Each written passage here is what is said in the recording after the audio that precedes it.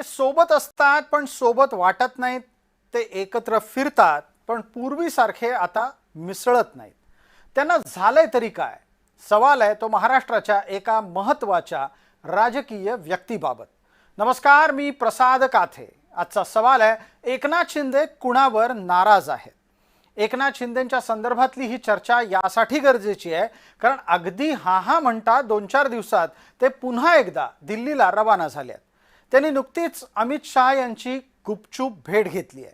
केंद्रीय गृहमंत्री असलेल्या अमित शहा यांना भेटण्यासाठी महाराष्ट्राचे उपमुख्यमंत्री म्हणून एकनाथ शिंदे दिल्लीला गेलेले नाहीत, तर शिवसेनेचे नेता म्हणून एकनाथ शिंदे यांनी भाजपाचे वरिष्ठ नेता अमित शहा यांची भेट घेतली आहे। जी दृश्य आत्ता आपण पाहता आहात ती त्यांच्या यापूर्वीच्या भेटीची आहेत, कारण आत्ता झालेल्या ताज्या भेटीला कुठल्याही प्रकारे कॅमेऱ्यात शिंदेंनी येऊच दिलेलं नाही। राज्यामध्ये महायुतीचं संपूर्ण बहुमतातलं सरकार आल्यापासून एकनाथ शिंदे यांचे दिल्ली दौरे वाढले आहेत आणि त्यात सुद्धा अमित शहा यांच्या भेटीचा हा जवळपास 4था दौरा आहे असं म्हणता येईल। आणि ही बातमी संपते न संपते तोच नवी बातमी येऊन धडकते की एकनाथ शिंदे नुकतेच पुन्हा एकदा दिल्लीला रवाना झाले आहेत।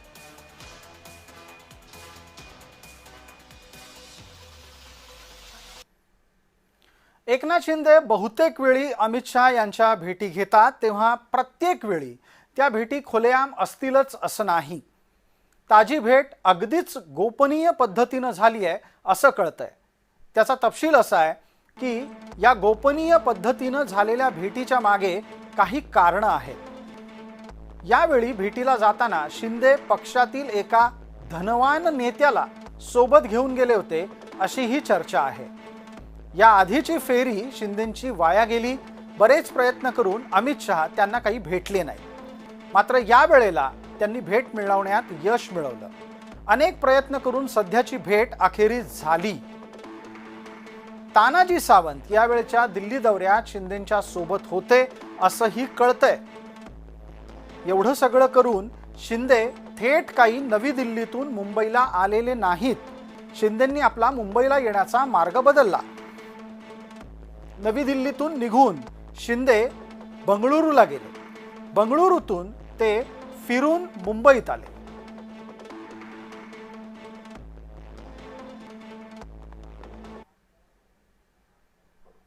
नवी दिल्लीमध्ये गेल्यावर एकनाथ शिंदे केवळ अमित शहा यांनाच भेटतात असं नाही, ते प्रसंगी नरेंद्र मोदी यांना सुद्धा भेटतात।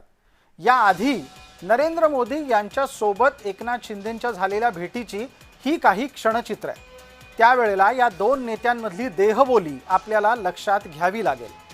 एकनाथ शिंदे आपल्या खासदारांच्या सोबतही नरेंद्र मोदींना भेटले आहेत, आपल्या कुटुंबाच्या सोबतही नरेंद्र मोदींना भेटले।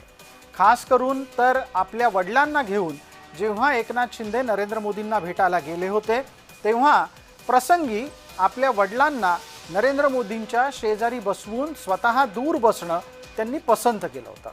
आम्ही आपल्याला हे याचसाठी दाखवतोय कारण नवी दिल्लीत जाऊन एकनाथ शिंदे भाजपाच्या वरिष्ठ नेत्यांची जेव्हा भेट घेतात तेव्हा तिथे त्यांची देहबोली आणि कुटुंबातल्या महत्त्वाच्या व्यक्तींची देहबोली कशी असते।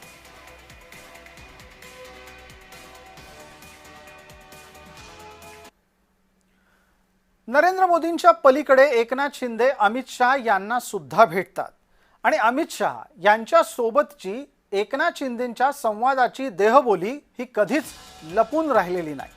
या दोघांमधल्या देहबोलीतून प्रकरण किती गंभीर आहे हे लक्षात येऊ शकतं। वानगी दाखल या दोघांच्या आधीच्या भेटीतले काही फोटो आम्ही आपल्या समोर आणलेले आहेत। वातावरण हलकं फुलकं असेल तर दोघांच्या चेहऱ्यावर ते कळतं। वातावरणात तणाव असेल, परिस्थिती गंभीर असेल तर दोघांच्याही देहबोलीतून ते व्यक्त होतच। शिंदे आणि अमित शहा एकमेकांना भेटतात। एरवी कठोर वाटणारे अमित शहा बऱ्याचदा एकनाथ शिंदेंच्या कुटुंबाच्या सोबत वावरताना मृदू वाटू लागतात। विषय गंभीर असेल तर अमित शहा यांची देहबोली बदलते, हे वेगळं सांगायची अजिबात गरज नाही। या निमित्तानं आपण अधिक चर्चेच्यासाठी आपल्या सोबत जोडतो आहोत सुशील कुलकर्णी यांना। सुशीलजी, आता सांगा, अमित शहा यांच्या भेटीला एकनाथ शिंदे सारखे सारखे दिल्लीला जातात तरी का? एकनाथ शिंदे दिल्लीला का जातात, एकनाथ शिंदे दरेला का जातात, एकनाथ शिंदे नाराज का असतात, असे अनेक एकनाथ शिंदे असे का असतात असे प्रश्न विचारले जातात. ठीक आहे, एकनाथ शिंदेंचं दिल्लीला जाण्याचं कारण एकनाथ शिंदे भारतीय जनता पक्षासोबत महाराष्ट्रातील सत्ता शेअर करतायत. एकनाथ शिंदेंनी त्यांच्यासाठी मिळालेलं मुख्यमंत्रीपद उपभोगलं आहे. आता उपमुख्यमंत्रीपदाचा आनंद ते घेत आहेत आणि या स्थितीमध्ये महाराष्ट्रात अगदी प्रामाणिकपणे त्यांचे सरळ सरळ कॉम्पिटिटर असलेल्या देवेंद्र फडणवीसांना, म्हणजे अर्थात एकनाथ शिंदे समजतात, अशा देवेंद्र फडणवीसांच्याकडून काही अधिकचं काढून घ्यायचं असेल तर त्यांना डील दिल्लीशी करावी लागेल. म्हणजे मुख्यमंत्रीपद उपभोगलेल्या एकनाथ शिंदेंना राष्ट्रीय पातळीवरूनच काही डील करून मागावं असं वाटत असतं फडणवीसांशी बोलण्यापेक्षा. त्यामुळं एकनाथ शिंदे सातत्यानं दिल्लीला जातात. त्या दिल्लीला जाण्याची दोन प्रमुख कारणं आहेत असं मला वाटतं.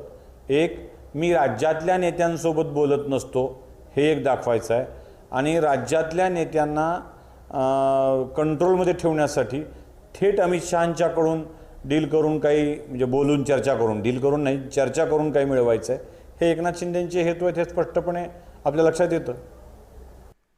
सुशीलजी, आपण जोडलेले राहा, पुढच्या मुद्द्याकडे वळूयात. असं अजिबातच घडत नाही की भाजपाचे दिल्लीश्वर फक्त शिंदेंनाच भेटतात. महाराष्ट्र भाजपातल्या इतर अनेक नेत्यांना सुद्धा मोदी आणि शहा टप्प्याटप्प्यानं भेटत राहतात. कधी कधी शिंदे आणि फडणवीस एकत्र अमित शहा आणि नरेंद्र मोदी यांना भेटतात, तर कधी कधी फडणवीस वेगळे आणि शिंदे वेगवेगळे अमित शहा आणि नरेंद्र मोदी यांना भेटत असतात. या दोघांच्याही भेटीच्या दरम्यान त्यांची देहबोली बरंच काही सांगून जाते. मात्र जसजशी महाराष्ट्रातली सत्ता जुनी होतीये, शिंदेंच्या स्वतंत्र नवी दिल्लीतल्या वाऱ्याही वाढल्या आहेत आणि मोदी शहा यांच्यासोबतच्या त्यांच्या स्वतंत्र भेटीगाठी सुद्धा वाढलेल्या आहेत. शिंदे जेव्हा जेव्हा दिल्लीत जातात तेव्हा तेव्हा महाराष्ट्र भाजपाच्या काही नेत्यांच्या पोटात गोळा येतो असं म्हटलं जातं. प्रत्येक वेळी शिंदेंच्या नवी दिल्ली भेटीची, नवी दिल्ली वारीची चर्चा घडतीये हे मात्र तितकंच खरं.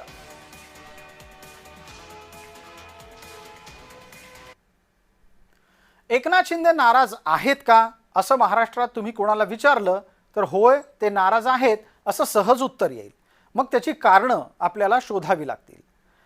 सध्याच्या स्थितीमध्ये एकनाथ शिंदेंच्या नाराजीची कारणं अनेक आहेत असं म्हटलं जातं. सत्ता वाटपाबाबत ते असमाधानी आहे. युतीमध्ये भारतीय जनता पार्टीचं वर्चस्व वाढतंय हे त्यांना खुपतंय.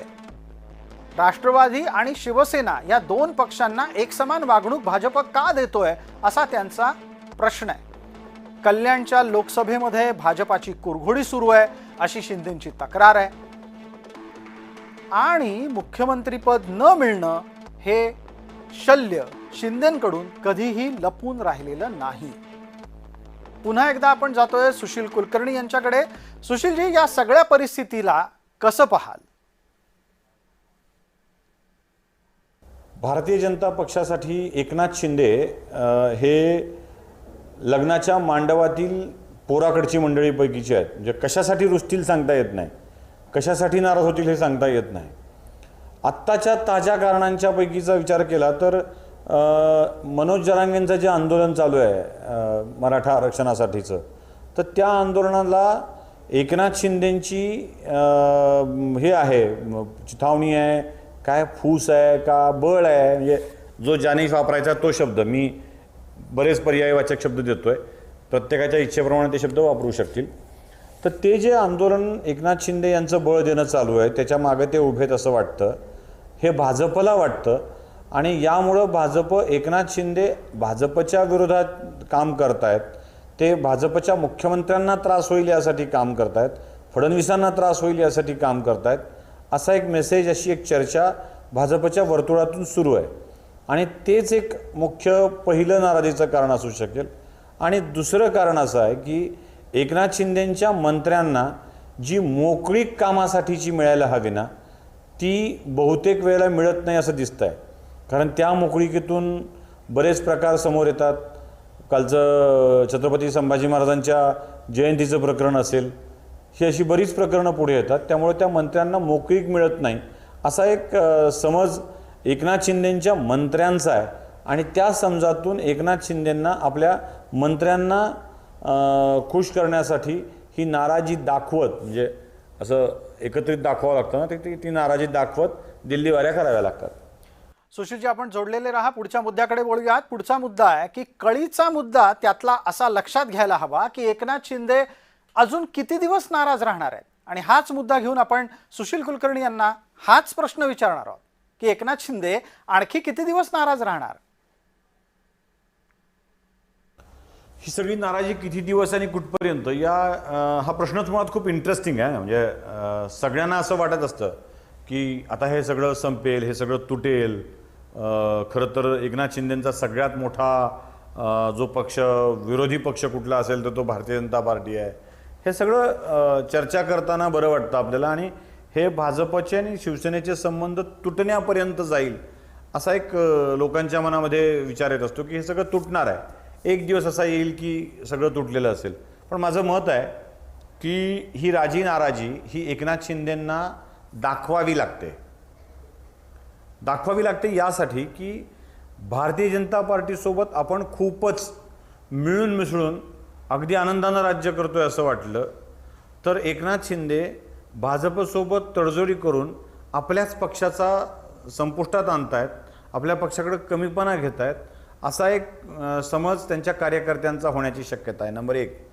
नंबर 2, आपल्या कार्यकर्त्यांना मी तुमच्यासाठी लढतो आहे, मी तुमच्यासाठी भांडतो आहे आणि खूप काही मिळवण्याचा प्रयत्न करतोय, सत्तेत जे मिळेल ते घ्यावं लागतं असं सांगता येऊ शकतं. आणि यासाठीच हे सगळं चाललं आहे. मला वाटतं की ही अजून पुढची 3 वर्ष तरी, म्हणजे मी असा दावा करत नाही आहे की 3 वर्षानंतर निवडणुकीपर्यंत सगळं हे पुढे त्यानंतरही छान चालेल. पण अजून पुढची 3 वर्ष तरी ही अशी धुसफूस, कुजबूज, रुसणं हे चालत राहील.